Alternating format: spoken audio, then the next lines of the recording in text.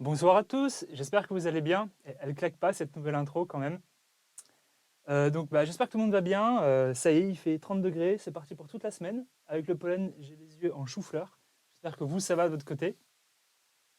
Je vois déjà que ça commence à me parler de Spy dans le chat, donc j'en parlerai plus tard. Je pense que ça va être un live assez court, hein, parce qu'on n'a pas beaucoup Enfin, si, il y a des sorties aussi qui arriveront le 19 mai, on va en parler, mais là, en physique, j'ai pas énormément de titres à vous présenter pour aujourd'hui, mais des titres excellents, comme d'habitude. Et donc, je pense qu'on va enchaîner directement avec les nouveautés. Donc, on commence avec la sortie du tome 3 d'Oshinoko. Oshinoko, un nouveau titre 2022, hein, qui est sorti en janvier 2022.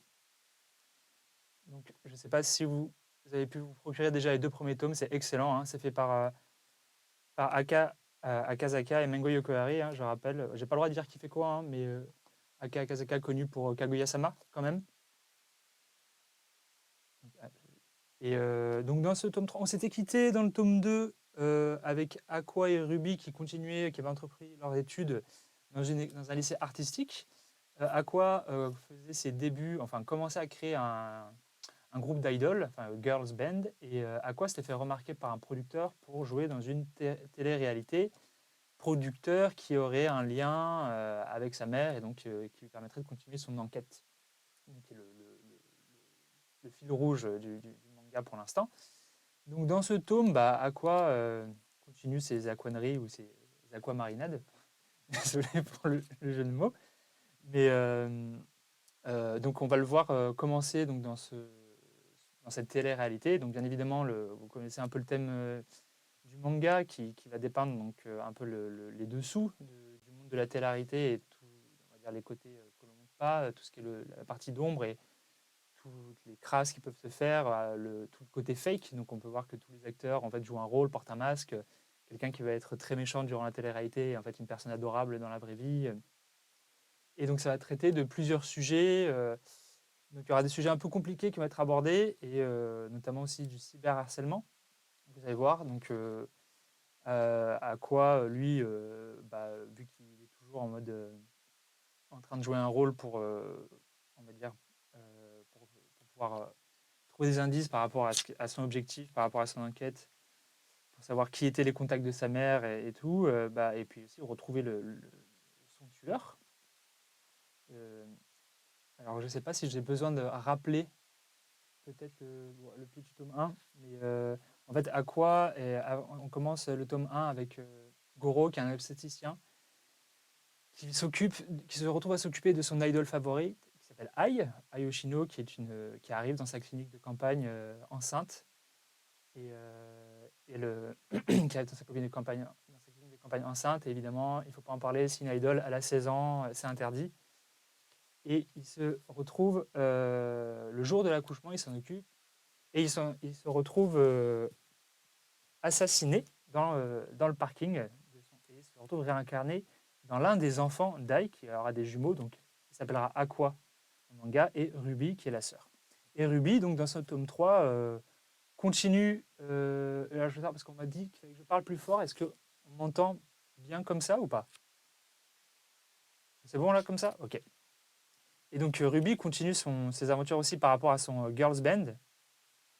Et elle va donc avec Kana, elle fait équipe avec Kana, qui est un personnage qui nous a rejoint dans le tome 2. Et elles vont essayer de se faire connaître au début via YouTube, et elles vont découvrir les méandres de YouTube avec un YouTuber qui vous fera peut-être penser à quelqu'un, mais qui est un YouTuber muscu. Et c'est une scène assez comique qu'on va retrouver entre les deux. Et donc leur manager leur trouve cette OP-là. Et donc oui, et à quoi alors j'essaie de vous trouver quand même des images qui ne sont pas trop spoil. Ah bah tiens, on peut juste la première page qui est magnifique en couleur. Hop là. Évidemment aussi, dans ce tome, vous avez les Kuro bonus qui sont disponibles d'Oshinoko. Ici. Et donc, en fait, vous avez un QR code à la fin. C'est pour les premiers tirages, hein, et vous aurez des magnifiques fonds d'écran. Je les avais présentés il y a un mois. Ah.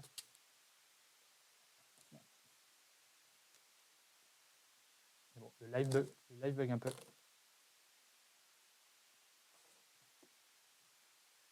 C'est une bêtise. Mais bon, donc je pense que c'est... Est-ce que j'ai oublié quelque chose sur Oshinoko? J'essaie de trouver des visuels qui ne soient pas spoil quand même. Voilà, on retrouve encore Ai, que l'on voit dans le premier tome.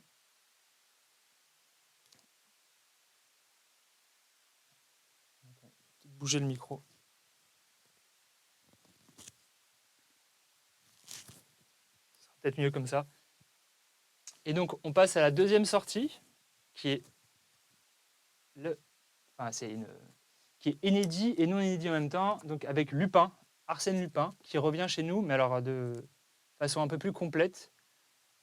Et en 2015, normalement, non, il y a 5 ans, oui, il y a 5 ans, on avait sorti 5 tomes de Lupin. Donc la collection au Japon est fait 10 tomes en tout, hein. Et donc on avait sorti, donc ils ont sorti ça d'une façon un peu à la Star Wars. Les 5 premiers tomes qui sont sortis, donc et chronologiquement ils en ont sorti 5 autres après, qui étaient la jeunesse de Lupin, donc qui venaient avant les 5 premiers tomes sortis. Et donc nous, à la demande de l'auteur, on a sorti tout dans l'ordre chronologique. Et donc on commence donc avec, je vais vous faire un petit récap du tome 1, enfin des 2 premiers chapitres, on va dire. Donc on commence avec Arsène Lupin dans sa jeunesse, où on va commencer avec l'arrestation d'Arsène Lupin, qui se fait arrêter lors de son voyage au bord de la Provence, qui est un transit, enfin un paquebot qui fait le lien entre les États-Unis et la France, c'est ça? Oui. Entre la France et les États-Unis. Et donc Lupin, hein, il est sur son bateau, il se fait passer pour quelqu'un d'autre, il va voler 2-3 bijoux, il va voler 2-3 nobles, il va courtiser une demoiselle, mais il se fera attraper. Et après, on va avoir Lupin en prison, et comment est-ce que Lupin, en même temps, ce voleur, ce gentleman cambrioleur, arrive quand même à faire des coups tout en étant en prison. Je vais vous montrer quelques pages. Les pages de couleur du début sont assez jolies. Alors, désolé, c'est un peu plus sombre que d'hab, parce que il fait chaud, et quand j'ai plein de lampes sur le visage, j'ai chaud, quoi. Ah oui, j'en dire plus. Et donc, je rappelle donc, que les 5 tomes qui sortent, donc ces 2 tomes-là sont inédits en France, ils n'étaient pas encore sortis. Et donc les 5 premiers tomes qui sortent sont des tomes inédits, et les 5 prochains sont donc une réédition de ce qui était déjà sorti chez nous. Et vraiment, le dessin est super beau, c'est super sympa à lire. Vous pouvez voir que les 2 premiers tomes sont quand même assez épais par rapport à, si je vous mets Oshinoko à côté, entre presque des tomes doubles, quoi. Mais donc ouais, les 5 premiers inédits, les 3 qui sortent adaptent le premier recueil de nouvelles qui s'appelle Le Gentleman Cambrioleur. Et il en sortira normalement un par mois, donc on sortira probablement les 10 tomes cette année, ou alors le dernier sortira fin début 2023. Il faut savoir que cet été, je ne pense pas il y aura 2 tomes qui devraient sortir en juillet, et pas en août peut-être. Faut que je vérifie, mais ça se passera probablement comme ça. Enfin, je vous remonte peut-être les couvertures. Ça, c'est le tome 2, et ça, c'est le tome 1. Tome 2, peut-être. Non, je les ai dans le bon sens. J'ai mal vu à la caméra. Tome 2, alors la couverture du tome 2 est un peu verte, donc on a l'effet de transparence. Et donc, maintenant, pour le nouveau titre préféré de mon stagiaire, que vous croiserez peut-être un jour, qui sont donc le tome 15 des Héros de la Galaxie. Ce qui est un clin d'œil avec la série de Netflix. Pour Arsène, c'est l'adaptation des romans qui ont inspiré la série. On a même le bandeau, le petit bandeau sur le manga, hein. Et donc, les Héros de la Galaxie, donc le tome 15, les Héros de la Galaxie, c'est un peu un manga un peu niche chez nous, mais qui est un manga très très très très bien. C'est un peu un mix entre Star Wars et Game of Thrones. on va dire, il y a deux factions, par exemple, l'Empire Galactique et l'Alliance des Planètes Libres, qu'on appelle l'Empire et l'Alliance. Le lien entre Star Wars peut être fait juste là. Mais, et pour résumer un peu, en fait, on va suivre un personnage qui s'appelle Reynard au début, qui est issu d'une famille de nobles désargentés, donc des nobles déchus, qui ont été exilés sur une planète au milieu des roturiers. Hein. C'est ce personnage-là, Reinhardt, qui est un personnage très badass. Et sur cette planète, donc il va rencontrer Siegfried, un roturier avec qui il va devenir très pote et qui va être son meilleur pote. Enfin, il va avoir un peu une relation maître bras droit. Et, donc Reinhard a une sœur. J'ai oublié son nom. Je crois que c'est Anne Rose, voilà. Et cette sœur va se faire en fait le Kaiser, qui est l'empereur de l'Empire Galactique, va va choisir comme concubine Anne Rose. Et le père de Reinhardt et d'Anne Rose étant un alcoolique, va la vendre, tout simplement. Sympa. Mais le award du meilleur papa de l'année. Et sauf que Reinhardt, ça va le rendre fou. Et avec Siegfried, ils vont s'engager dans l'armée et essayer de grimper les échelons pour pouvoir renverser l'Empire actuel et faire un monde meilleur. Et en parallèle, dans l'Alliance, il y a un autre personnage que l'on suit. Là, on peut voir un visuel de Reinhardt et Yang Wenli, qui est un parallèle avec Reinhardt. En fait, ils ont à peu près le même objectif de faire un monde meilleur au sein de leur propre faction. Ils sont ennemis, mais se respectent. Et donc, c'est un manga avec beaucoup de retournements de situation. C'est très stratégie de guerre. Et souvent, on nous demande de ne pas trop spoiler. Donc, je vais juste vous lire la 4e de couverture pour ceux que ça intéresse. Donc, les guerres civiles qui ravageaient l'Empire et l'Alliance ont pris fin. Devenu chancelier, Reinhard entreprend de réformer la société et le gouvernement impérial. De ce fait, il met sur pied une opération d'une incroyable audace afin d'envahir l'Alliance. Pendant ce temps, du côté de l'Alliance des planètes libres, de simples manœuvres aux abords de la forteresse d'Iserlon tournent à la bataille rangée. Pour Julian Mintz, pupille de Yang Wenli, c'est le baptême du feu. Je ne sais pas si je vais bien montrer la couverture, mais oui, comme dit Dino Taku 77, cette série science-fiction est très méconnue, mais elle est très très bien. Et puis les dessins sont, je vous ai montré quelques petits, mais voilà, petit un peu guerre galactique. Et donc voilà. Et pour les nouveautés que j'ai en physique, c'est tout. Je vous remets. Attends, je sais pas si tu peux me mettre un plan. J'essaie de vous remettre les 3 couvertures. Voilà. Ah bah oui, plus simple. Et donc maintenant, on va passer à la suite. Oui, alors il n'y a pas de. Est-ce que c'est maintenant? Non, on va passer au tome qui sort le 19 mai. Comme vous le savez, on a une opération qui est l'OP à 3 €, qui arrive le 19 mai, avec plusieurs de nos séries. Et donc là, on ne les avait pas reçus encore au bureau, donc je ne peux pas vous les montrer. Mais donc on commence normalement avec, si je peux avoir le prochain écran, oui, donc on a Senseiya The Lost Canvas qui arrive. Donc les 3 premiers tomes sont à 3 €, alors en quantité limitée pour Senseiya. Donc Senseiya Lost Canvas, c'est une série qui se passe 200 ans avant les événements du Senseiya original. On suit un jeune garçon qui s'appelle Tenma, et que je n'ai pas lu, donc je ne vais pas pouvoir vous en dire plus. Mais si vous voulez en savoir plus, on a fait un super live sur Senseiya il y a 2 semaines, que vous pouvez retrouver sur Twitch si vous voulez, si ça vous intéresse. Vous ne le retrouverez pas sur YouTube parce qu'on s'est fait strike. J'ai un peu abusé sur les extraits, et du coup, voilà, on peut pas le mettre, on peut pas le mettre sur YouTube. Et donc voilà, donc 19 mai, Senseiya, les 3 premiers tomes. Profitez-en. Très très bonne série. Enfin, en tout cas, ça a eu beaucoup de succès en France, la légende d'Hadès, The Lost Canvas. Et ensuite, je crois qu'on part sur Satan. Satan, qui est une réédition chez nous, très attendue, qui était vraiment un shonen extrêmement populaire dans les années 2000. Avec Full Metal, c'était un peu notre fer de lance quand on s'est lancé. Et donc, c'est l'histoire. Alors, c'est Joe Fleed, qui est un jeune garçon à qui il arrive plein d'aventures et qui, en fait, je vois quelqu'un qui me fait des signes derrière. de Joe Flynn qui est un jeune garçon et qui, en gros, a en lui un esprit maléfique qui est celui de Satan. Qui est celui de Satan et donc qui va donc devoir faire avec, sauf que lui, il ne le contrôle pas. Parfois, il s'endort, il se réveille avec l'esprit de Satan. Et c'est à peu près le pitch dont je peux vous parler pour l'instant. Il faudra le découvrir avec les 3 premiers tomes. À savoir que c'est donc fait par Seiichi Kishimoto, qui est le frère jumeau de Masae Kishimoto, plutôt connu pour Naruto. Du coup, c'est vraiment un manga qui est un peu sous-coté, enfin qui est un peu passé à la trappe, Satan 666, et qui est vraiment, vraiment une super série. C'est très très shonen au début, après on va un peu partir, ça reste shonen, mais dans l'existentialisme un peu plus. Et ensuite, on a, donc là, c'était 2 offres, à chaque fois les 3 premiers tomes à 3 €. Et ensuite, on a 2 titres. Ah, j'ai oublié, Satan, c'est illimité à 3 €. C'est-à-dire qu'il y a pas, ils seront toujours à 3 €.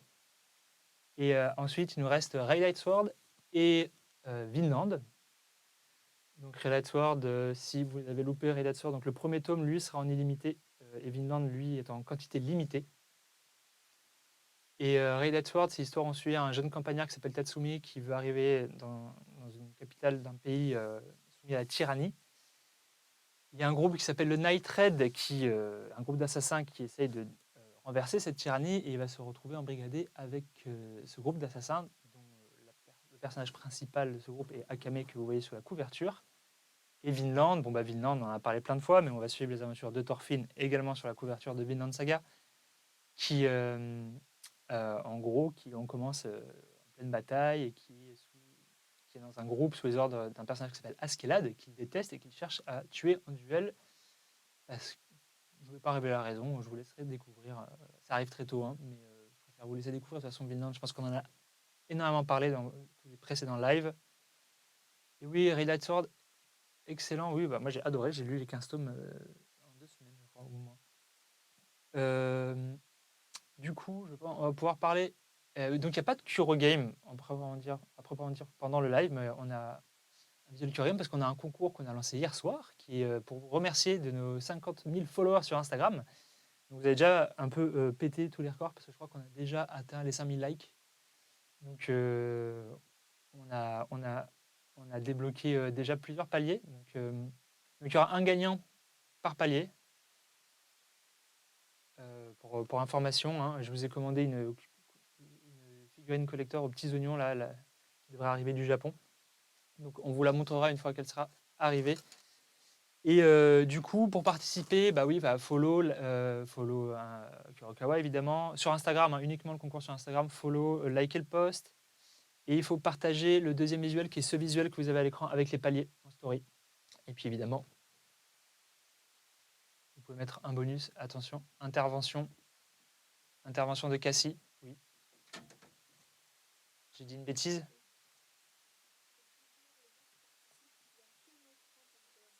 Oui. Alors, j'ai pas fait de bêtises. C'est juste. Oui, c'est sur Insta. Et il faut surtout faire attention. Il n'y a qu'un seul compte Kurokawa sur Instagram parce évidemment, qui dit concours, il dit faux compte. Et donc, des personnes cherchent à se faire passer pour nous. On vous demandera jamais de payer quoi que ce soit pour participer au concours. Ou si vous avez gagné, on vous demandera jamais de payer quoi que ce soit. On vous enverra tout. Donc, s'il vous plaît, faites gaffe. Hein. Malheureusement, on le dit dans les wordings, mais il y a encore des gens qui se font avoir. Jamais on ne vous demandera de donner de l'argent pour avoir accès à vos gains. Donc, vérifiez bien le compte. Ensuite, j'ai une opération. On a l'OP. Vous avez beaucoup aimé ça l'an dernier. Donc aujourd'hui, je vous annonce l'opération de l'été qui sont des nouveaux lacets Kurokawa. Donc, voilà, comme vous voyez à l'écran, je les ai ici. Je vais en profiter pour les défaire pour pouvoir les. Donc, ce sera une opération qui commencera à partir du 1er juin. Et ce sera, comme d'habitude, pour l'achat de 2 mangas chez Kurokawa. Vous pourrez choisir soit un lacet Slime, soit les lacets Pokémon de la Grande Aventure avec un petit Pikachu dessus. Je peux alors vous les montrer ici. Hop. Je ne sais pas si ça défile bien. Bon, ça se présente. Hein. Ouais, j'en ai fait tomber un. Et hop, le slime. Ici, avec plein de limules. Voilà. Donc ils sont super, hein, franchement, et ils sont top. Ceux de l'an dernier, ça avait très très bien marché. On est très content de ceux-là aussi. Moi, je les ai déjà chez moi pour les mettre avec une certaine paire de chaussures. Donc ils sont canons. Et encore une fois, hein, donc à partir du 1er juin, et pour l'achat de 2 mangas de chez Kuro, dépêchez-vous, parce que généralement ça part très rapidement chez votre libraire.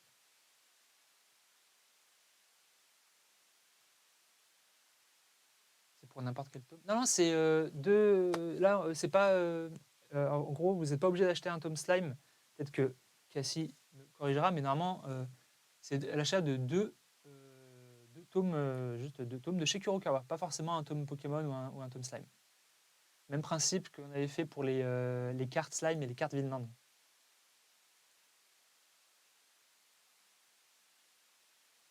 Donc voilà, bah voilà, vous avez Yumna qui est là, notre spécialiste, notre responsable commercial qui est là pour répondre à vos questions que vous pourriez avoir. Salut Yumna. Du coup, pour la suite, alors un petit rappel aussi promo sur les marques manga numériques. Donc, en ce moment, on a Spy, Vinland et Blue Flag à 2,99 €. Si vous n'avez pas pu découvrir ces séries, hein, profitez-en. Bon, après, la version papier, c'est toujours un peu plus agréable, mais vous pouvez, si vous voulez avoir un format numérique à lire cet été en partant avec votre tablette, je ne sais pas où vous allez, à la plage, en forêt, en montagne, ou si vous restez en ville, toujours agréable à transporter. Et on a fait le concours, tac, et je crois qu'on peut passer à la suite. Bah oui, je crois que c'est bon. Oui, bah on peut passer alors à la partie FAQ. La partie FAQ, déjà, je vais répondre à. Alors, on vous avait demandé quelques questions, j'en ai quelques-unes. Il n'y en a pas eu beaucoup. C'est pas très curieux cette fois-ci. Mais je vais vous répondre. Alors, on nous a demandé coucou de Arnaud. Non, Arnaud, non, je trouve. Ah, pardon. NJPW-Puroresu. Coucou, c'est une question assez générale. La popularité croissante du manga au cours des récentes années sur notre territoire facilite-t-il le contact / les validations avec le Japon pour tout ce qui est acquisition de licences, création de collectors, opérations, etc. On a toujours eu des bons rapports avec le Japon, donc il n'y a pas eu de faciliter le contact. Après, la réponse générale serait non, dans le sens où, en fait, nous, ça fonctionne un peu comme du licensing, où les titres appartiennent au Japon et on les loue. Enfin, c'est un peu simplifié.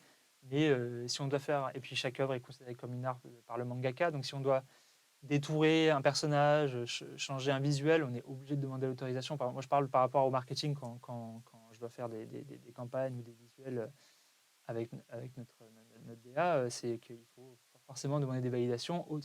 Après, ça peut être faciliter le process au niveau du market parce que maintenant, le manga a pris une ampleur phénoménale en France et donc on est plus à même de faire de la pub dessus et autres. Avant, on faisait principalement peut-être des validations par rapport au coût, par rapport au trad et maintenant, donc ils sont peut-être plus à même avec les idées de pouvoir faire des opérations marketing, des concours et autres choses qu'on peut leur demander. Et sinon, Kurokawa, est-ce qu'on a des news pour les mangas Kurotsume? Je m'inquiète pour leur santé. Alors, c'est un projet qui a été commencé janvier 2021, janvier 2020. J'étais pas là à l'époque et je peux vous avouer que je n'en sais rien. Je crois que c'est en stand-by. Je n'ai pas plus d'infos par rapport à ça. Et alors, beaucoup de questions. Je sens que je vais me faire. Je vais pas trop m'aimer après ce soir, mais quand est-ce qu'arrive le tome 8 de Spy Family et sa version collector? Du coup, j'ai appelé mon contact. J'ai appelé juste avant le live justement pour avoir la dernière info là-dessus. On vous avait dit au début que ça serait fin mai, début juin. Et alors finalement, ça se décale un petit peu et c'est sûr à 100%. Fin juin, ça sortira. Mais pour l'instant, on part sur du mi-mai, du mi-juin, fin mai. Voilà. Donc pour Spy, on prend un peu de retard encore, hein, toujours pour la même raison.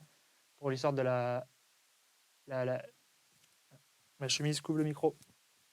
pour l'histoire de la pénurie du carton qui nous a fait prendre du retard sur le collector, et donc on ne voulait pas sortir le tome 8 avant de sortir le collector. Donc on va entre mi-juin et fin juin.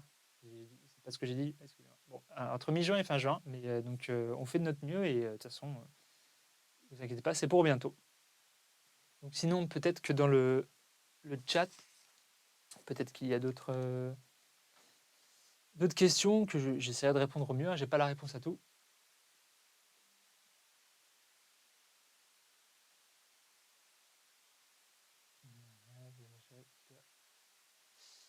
Avez-vous déjà une idée des goodies pour la Japan Expo? Bah, oui, bien évidemment, mais je n'ai pas le droit d'en parler pour l'instant. Pour la Japan Expo, est-ce qu'on a des mangaka? Je ne suis pas. Ça, j'ai pas le droit de répondre encore. Je crois que c'est pas finalisé non plus. Est-ce qu'il y a d'autres questions? Est-ce que Oshinoko aura un collecteur prochainement? Ça, c'est que des questions. On me pointe du doigt que des questions auxquelles. Il y aura un collecteur évidemment pour Oshinoko. Il y aura d'autres collecteurs normalement pour 2022. Je ne peux pas vous dire lesquels. Mais, évidemment, puisque c'est Pourquoi est-ce que la série Blue Eyed Sword avance si peu au Japon? Ça, c'est une question qu'il faudra peut-être poser à Greg, pour le coup. Si Greg est là, qui pouvait venir me prêter moins forte dans le chat.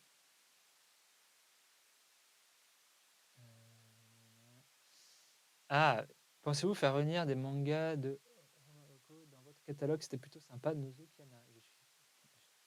Je suis d'accord avec toi, j'avais lu Nozokana aussi, j'avais bien aimé. À savoir que je n'ai pas d'infos là-dessus, mais je sais que. Enfin, j'ai pas d'infos, je n'ai pas le droit de divulguer d'infos là-dessus, mais c'est en considération. Est-il intéressant de proposer des titres? On prend, si vous voulez nous proposer des titres, je veux dire, on regarde après, ce sera à l'édito de trancher, hein, mais on peut jeter un œil si vous voulez. Il y a un gros souci de son, souci de micro.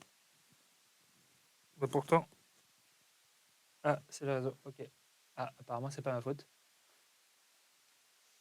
Le système de manga à 3 euros sera-t-il le plus grande envergure à l'avenir? Là, pour l'instant, on passe quand même tous les 3 premiers tomes de toute une série à vie à 3 euros, c'est Akame à 3 euros. Tout dépend de toute façon, hein, tout dépend du succès de l'opération, et puis pourquoi pas, hein. Pourquoi pas sur certains titres pour qui on veut donner un coup de boost. Si un collecteur des 25K un jour, je serais grave content. On sait pas, surprise. Souci de micro ou surtout un peu très bien et parfois pas du tout. Vu que Spy Family a reçu un fanbook. Je ne peux pas répondre sur les collecteurs de Spy à part jusqu'au tome 8. On vous garde des surprises.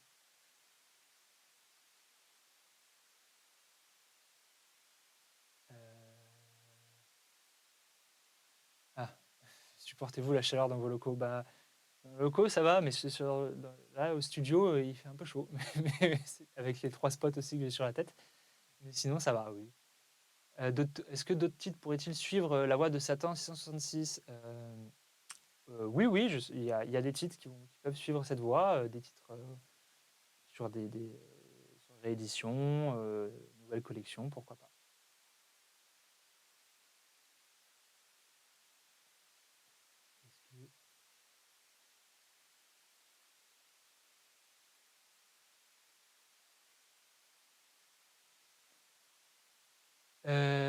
Pensez-vous qu'il y aura un collecteur pour Blue Eyed Sword?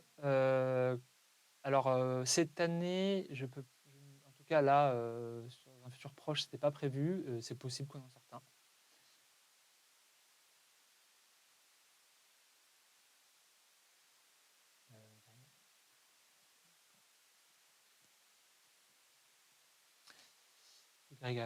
Greg n'est pas encore parti au Japon. Il est toujours en train d'essayer de partir. C'est compliqué de partir au Japon avec les histoires de visa de travail. S'il n'y a plus de questions, je vais peut-être passer à la suite. De toute façon, je vous ai dit que ce serait un live court aujourd'hui. Il fait chaud.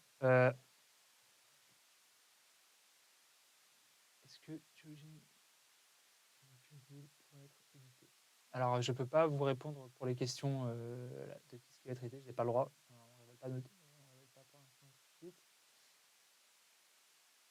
Il y aura d'autres éditions de luxe comme Full Metal, c'est possible, mais pas pour tout de suite. Y aura-t-il une suite de Kuropop, l'âge d'or du manga?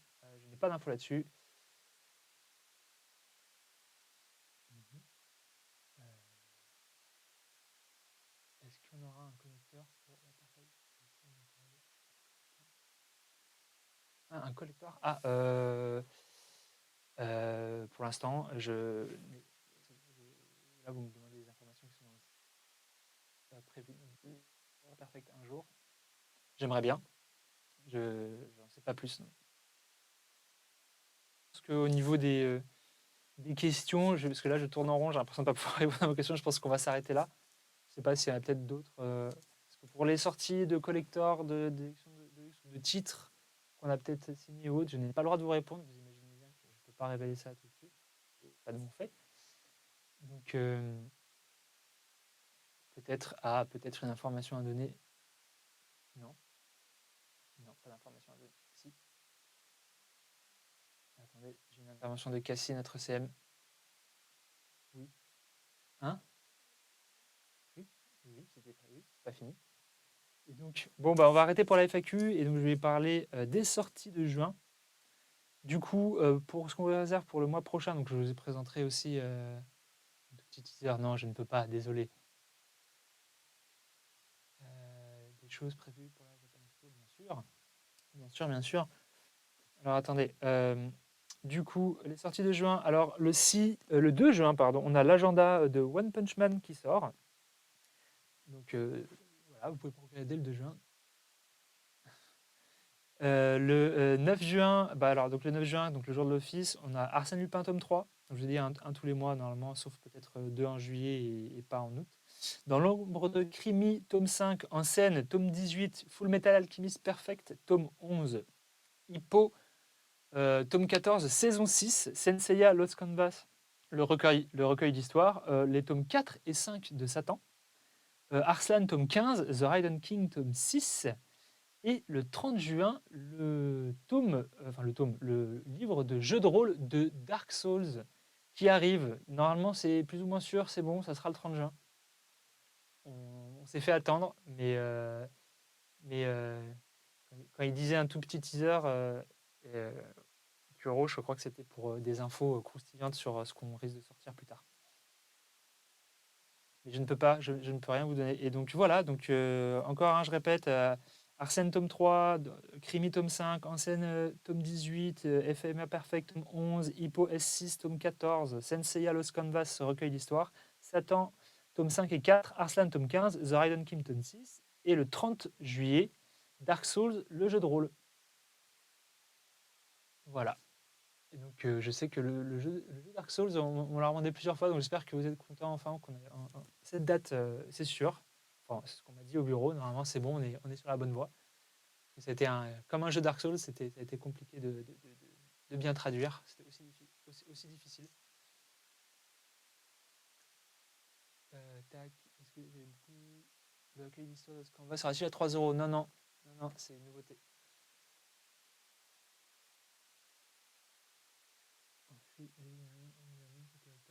Et donc je répète encore, un Spy, mi-juin, fin juin, pour, je sais, prenez votre mal en patience.